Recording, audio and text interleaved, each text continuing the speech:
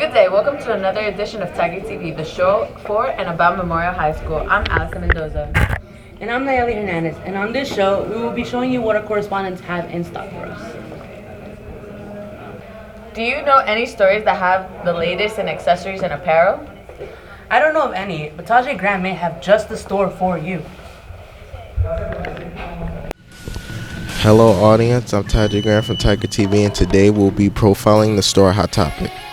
Hot Topic is an American retail chain specializing in counterculture related clothing and accessories, as well as licensed music. The stores are aimed towards an audience interested in music and gaming.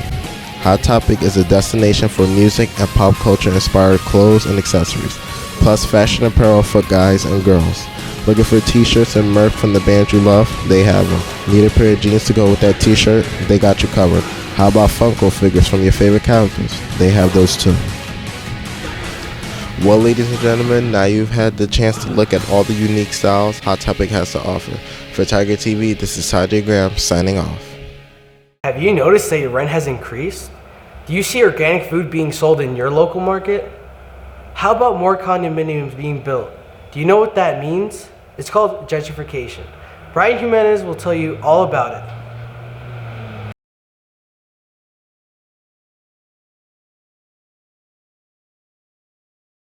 Gentrification is the process of renovating and improving a house or district so that it conforms to middle-class tastes. Gentrification in West New York has just started to begin. West New York is right across from New York City. The boroughs of New York have already been gentrified, and now more people are looking for new places to live. This process has already been happening in Jersey City and Hoboken since the early 90s. Gentrification is starting to further spread in Hudson County and towns like West New York. What is gentrification? Gentrification is when you raise the prices of rent to kick out the low-income families, and yeah. And gentrification for me is when a higher class goes to an urban city and basically makes a home out of it in a very intrusive way. And gentrification is the pushing out of usually minorities out of a certain area and putting in usually white Caucasian people with more money and driving up prices so minorities cannot live there anymore. Woo. Gentrification basically is the process of basically having a poor area and basically raising property value and just making it look nicer for rich people to kind of move in and kind of stop making the area poor, really. That's about it. And gentrification is the pushing out of other races to conform to a middle-class society. Do you think gentrification is a good thing or bad? I think gentrification is a good thing since it can improve the town a lot better, like a lot cleaner streets, better like recycling and all that good jazz. And also it can be a bad thing since it can be like Ridgefield, be boring and lack any personality at all. Yeah. I believe that gentrification does have its cons and pros. The pros are there's healthier food around. There's organic food, there's restaurants that have higher quality, but the cons are it's expensive. Especially like in an urban middle to lower class, it's hard to get your essentials, your food, basically your clothes. So those are the pros and cons out of it. But the cons that is very negative. I see it's very negative from gentrification is when a higher class just comes to a town where there's poor people that can't even meet ends meet. Families that have to move from their house so a freaking higher class could come into their apartment. I think that is very unfair and unjust. I believe that this country is for middle and lower class and higher class, and it should be a balance, and there should be a limit to where the higher class goes to live and just put their stuff out. Gentrification puts a lot of people in the position where they can no longer live in a place anymore, and that is obviously a bad thing. You're taking away people's livelihoods and means of living because they have to find a new place to live and relocate, and bringing in people with more money to drive up whatever. But at the end of the day, there are people who are affected by gentrification. Gentrification is a terrible thing because it pushes out other people who actually need places to live, and it renovates and gives it to other people who can live somewhere else but they don't. They just want to live somewhere cheaper, and that's to them and with a better view. I think it has good and bad things about it. Good things are there are bagel shops now.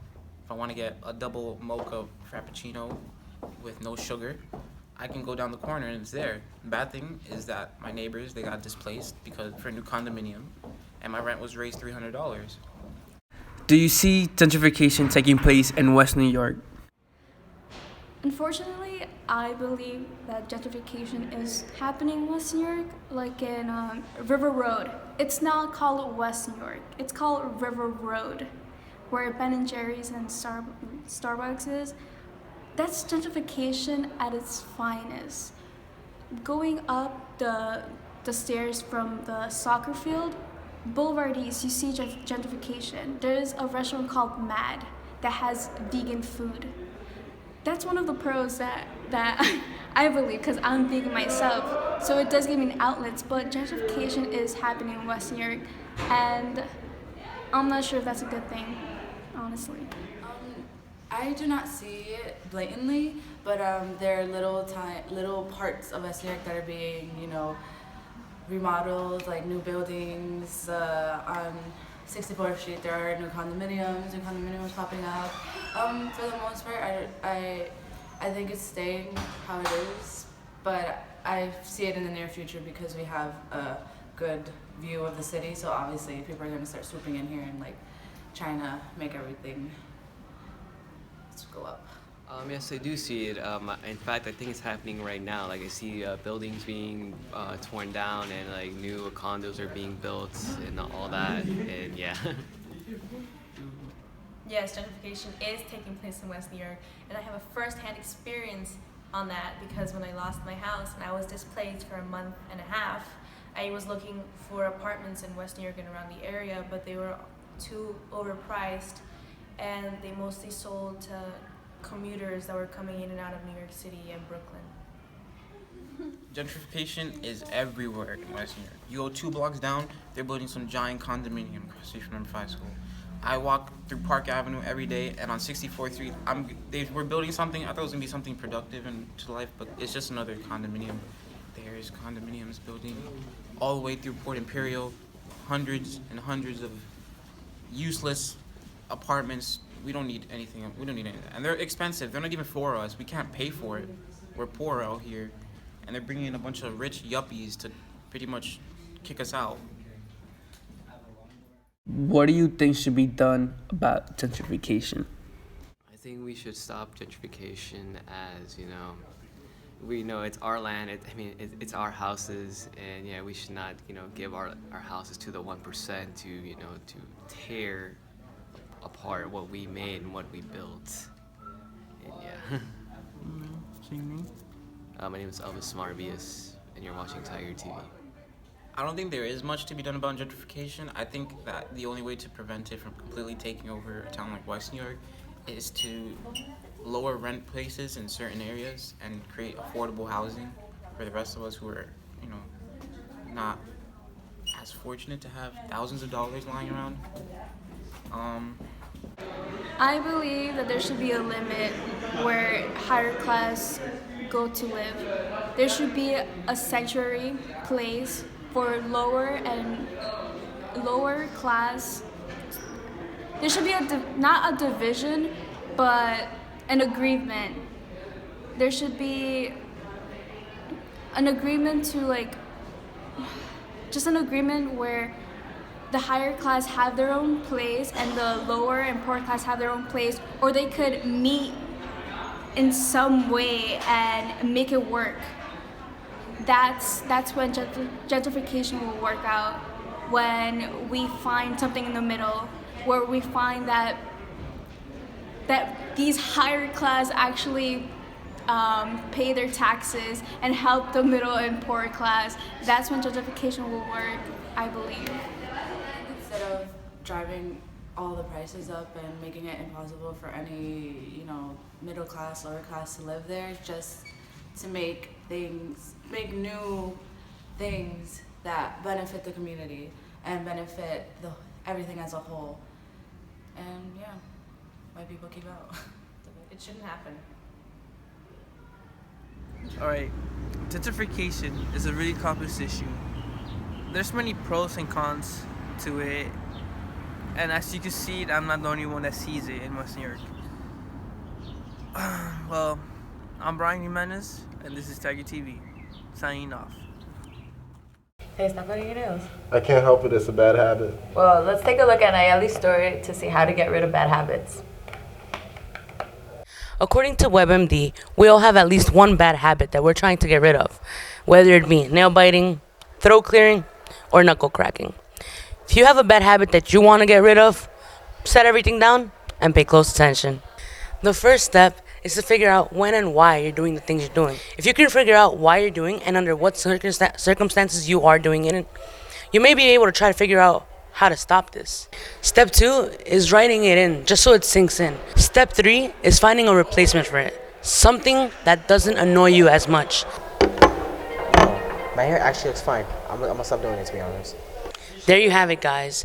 These are the keys to stop your bad habits. For Tiger TV, I'm Nayeli Hernandez. Coming up next is Alison Mendoza giving us information about the shooting that occurred here in West New York. Let's take a look. Good morning, Tigers. A very scary incident has occurred here in West New York 2 weeks ago. And for those of you who don't know or don't remember, here's a quick recap. Near Miller Park on 57th Street, a West New York resident heard gunshots early in the morning and was told by police that a suspect was in his house near Miller Park between 57th and 59th. The person was a suspect for shooting a cop, but eventually the cops and the SWAT team showed up and a shootout occurred. It went on for 12 hours and eventually the suspect surrendered and was taken in by the police. Luckily, no one was harmed, so I will be going around asking our students what they think of and what's their opinion on it. So, I woke up that Saturday morning, bright-eyed and bushy-tailed, went to work, right? And then my phone is blowing up, and my boys are like, yo, you heard what's going on? I'm like, no, I didn't hear what's going on. What's up? And they're like, yo, there was a shootout by Miller. I'm like, word? Who's shooting? They're like, I don't know, B. I'm like, word? All right, so, I'm just there at work. But it's very scary that stuff still occurs in West New York. I thought we were past that stage. That shouldn't be happening in our little town. We should be peace and love, not bullets and guns, So, yeah, that's what I got to say. And I'm glad everybody was okay. And I hope that guy gets what he deserves. In my opinion, the shootout thing was kind of crazy. And, thank God they caught the guy, because who knows what else he could have done. He could have hurt a bunch of people. And it was by Miller, so it was a park, so there's a lot of little kids there. So, thank God they caught him. My opinion on the shootout is that it's crazy, especially in a town like West New York where none of this stuff really happens. I mean, West New York, you don't hear much about shootings. You don't, like even in the schools, you don't hear about bullying. Like West New York is usually like chill. Nothing happens around here. So the fact that there was a shootout, that's like crazy scary and like very dangerous, especially where it happened by Miller Park. Because a lot of children play there, mad people go by there. So, but luckily no one was harmed. So that's the good thing. In my opinion, the shooting that happened in my town, it's actually scary because one day you can just be walking in the street expecting nothing to happen as usual, and then out of nowhere, either a guy comes out with a gun or a whole shootout just takes place right in front of you, and you don't have anywhere to hide. You can't duck for cover, so it's nerve-wracking. And especially that it happened in my town, where you think you want to be safe in your own town, and to find out that stuff like that happens in your town, and you just Like, you're worried if you go to sleep at night if someone's gonna break into your house and kill your family or kill you. You know, the worst possibility starts to come through your head because, I mean, you're scared, obviously. So in my opinion, I think it's just scary. So there you go, guys. That's the opinion on the shootout that happened on 57th Street. For Tiger TV, this is Allison Mendoza signing out. Wow, that was crazy. I never thought something like that would happen in this area. That's true, but thank God everyone is okay. Hey Taj, did you pick up the new Yeezys? No, but our boy Raymond has them. Check out the new colorway. Yo, it's your boy Raymond back at it again with another video. Today we're going to be reviewing the Yeezy 350 Boost V2. This is in the red and black colorway. So as you can see, these are the 350 Boost box. These retailed for $220. I got an 11.5. Overall, a really comfortable shoe, and you can match with any outfit with this. You can put on any of your denims and you style it up. The line, there's so much detail into the shoe that makes it feel and look premium. You already know. With them Yeezys are heat, boy. Heat. These shoes are heat, man. Total heat. Total flames. I hope you guys enjoyed. Thank you for watching. For Tiger TV, this is Raymond Gomez signing off. Imagine moving out of your birthplace, growing up in a different country. It must be hard, right? Agreed. Well, here's Jorge Ventura on his story about what a teen immigrant would face coming to America. Imagine moving out from your country and growing up in a total different environment. It must be hard, right? Well, Tiger TV takes a look at some of the problems an immigrant teen may face when coming to the U.S. Linguistic challenges also affect the education of immigrant teenagers who may have to spend more time taking English classes to understand teachers and coaches in their schools. Teenagers who immigrate may also suffer from psychological issues when they cannot acculture into the new environment. I think West New York as a district, or Memorial High School as a school in the district, I think we help bilingual or immigrant students adapt with the great bilingual education program that we have. So basically, as an immigrant student comes to this district, let's say, we teach them the basic subjects, but we're teaching them in their native language, sort of, and in English. So it allows students to continue learning different subjects, science, history, what have you, and kind of we're helping them along the way so they don't have to learn the language first, so they don't actually miss time. They could actually still go from year to year, and they're learning all the different classes, somewhat in Spanish, and while they start learning a little bit of grasping a little bit of the English language. I think one of the challenges from an ESL perspective, from a teacher's perspective, is that a lot of the students that are coming now to the country are not literate even in their own native tongue, meaning they're not literate in Spanish. So they might not be able to read or write in Spanish. So as a teacher in the classroom, not only do you have to worry about different levels, but as far as academic levels, but you're also worried about the kids or the students not understanding their own native language before trying to teach them in English. So it becomes a little difficult. Immigrant teenagers are exposed to different music, fashion, lifestyles, food, communication styles, and other forms of culture expressions that may throw them into culture shock, especially where their original cultures are extremely different from the American one. I give the students that are coming to this country, especially at the high school age, a lot of credit because this is not something that's easy. But I think that some people might say that coming to a different country, the culture, adapting to the new culture would be the most difficult. I don't think so in this part of the country. I don't think that's the biggest issue because we have so many Latinos or so many Hispanics. So in this area, we kind of help you guys get used to the American culture, but you still have that, you don't lose that Hispanic culture. So I really think it's really the language. It's learning the English language, the basics of the English language. I think that's the biggest obstacle that immigrant students are really facing in this area.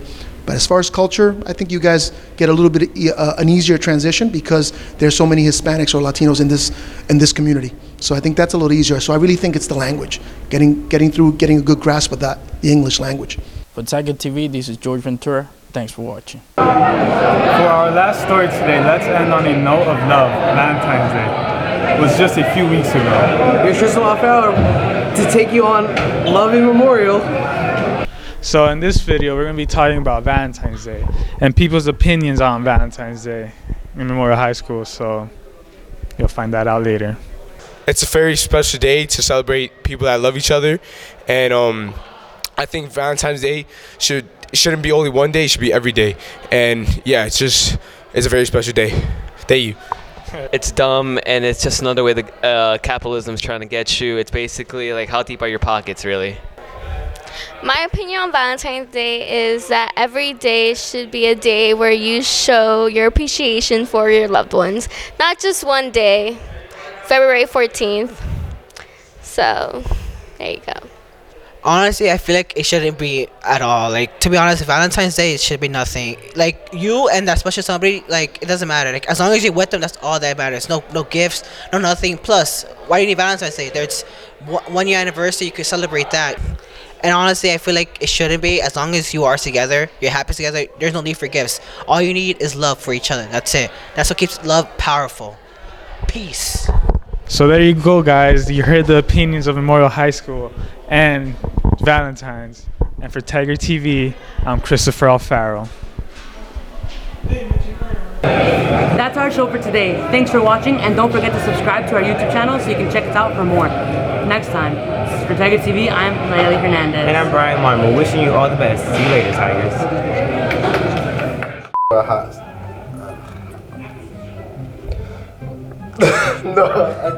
We're gonna have to finish this on Monday.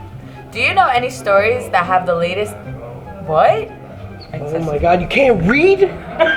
It's on the go. Our little office is being fixed. So now, go. Pick up the new Yeezys? No, but our boy Raymond. Listen, I'm fine staying home. Left and right, but that's on camera.